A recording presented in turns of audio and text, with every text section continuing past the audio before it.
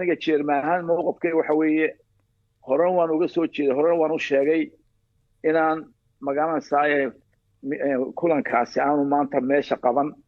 waqtigeediina aanu ahayn dowladda Soomaaliya ee maanta la kulmayana aan ahayn dowlad lala kulmo aan mutaysan aan ay tahay baan aragnaa marka guud ahaan kama soo horjeedaan Soomaaliya wada hadlaan asaatee dowladda hadda joogta oo og tahay yani dhibaatooyinka ay la raadiyeen Somaliland iyo heshiisyada ka baxeen iyo kii u dambeeyay ninka wasiirka arrimaha dibadda u qaabilsan wuxuu ku hadliyay in la hor fariistaa waxaan u aragnay tahay guul darro ku timi Somaliland. Faysal waxaan aad sheegayso dhan soo kuma sheegan kartaan wada hadalka la qorsheynayo wax alla waxay qabto Somaliland oo dhib ah oo haddana aad sheegayso haddayba jiraan soo miiskaas lagu wada hadlayo kuma sheegan kartaan. maya mas'ala waxa weeye dawladdu marka cid laba qaybood hadlaysa horta waxa ka horeysa in jawi wanaagsan oo isku ahaan hostile in la abuuro in heshiisyadii hore la fuliyo oo meeshii joogta iyo wanaag jirta weeye laakiin waxaan u aragnaa arrintan inay tahay arrin campaign ku geliyo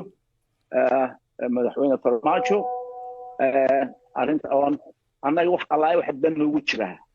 aan jirin isaguna isleeyahay waxaad ku heli doontaa magaranaysaa taageero ayaad ku heli doontaa laakiin anigu mowqifkaygu waxa weeye Somaliland waxa maalin lagu dhameeyo wax suurtagal ma aha laakiin xukuumaddii dalka hadda waxa ka talisa kulmiye oon ognahay masiirkana iyagaa matala inkastood mucaarad tihiin oo talal idin gelin karo laakiin hadda shar iyo khayrba xisbiga kulmiya Somaliland wax laga weydiinayaa iyagina raalli bay ka yihiin oo Djibouti way tagayaan oo way la kulmayaan Farmaajo Soomahan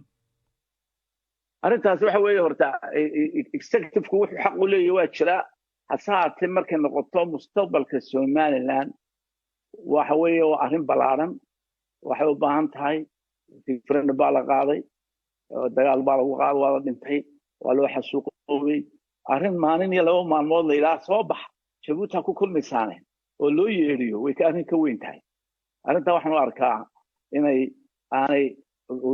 khadkii casaar dhaafay madaxweyne Muuse taasi waa tii keentay dagaalkii sana 94 keentay ee ahliga ahaa tabtaasoo kale ahayd oo madaxweyne markaa joogay ayaa yidhi waxaan rabnaa in federation la samaysto 4,000 qof baa iska kaya dhintay waxaan u ahaa madaxweyne wuxuu ahaa raggii arrinta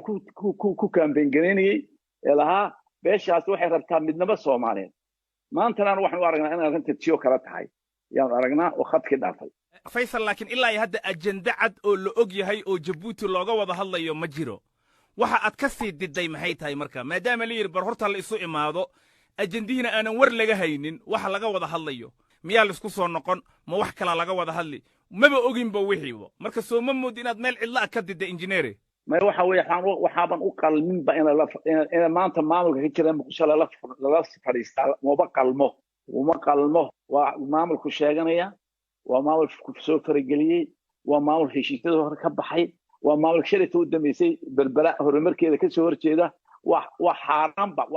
baan la horfadhiyo Somaliland mudday sheegaysay inay ka go'day Soomaaliya kala go'ona wada hadal buu ku yimaadaa dalkii aad rabteen inaad ka go'daan inaad wada hadashaan oo wixii dareen ah ee aad qabtaan u sheegtaan waxa aad ka go'aysaan waa Soomaaliya madaxweyne Maxamed Cabdullaahi Farmaajo hadda madaxweyne ka ah waxa aad wadaan oo dhan miiska intaad la tagtaan war sidan iyo sidan rabnaa hatta haddii go'itaan ay tahay Soomaaliya way ka go'day Somaliland way ka go'day Soomaaliya runtii Soomaaliya waxay yiraahdeen ma jirto iyaga ba kala go'ay oo 5 wadan ah marka waxa weeye anagu dalkii waa haysanaa wax dhibaato aniga Soomaaliya noo dhaxeeya ma jirto wax loola hadlaa marka hore qalad bay ahayd isma dhiib Soomaaliya isma dhiib karto absolutely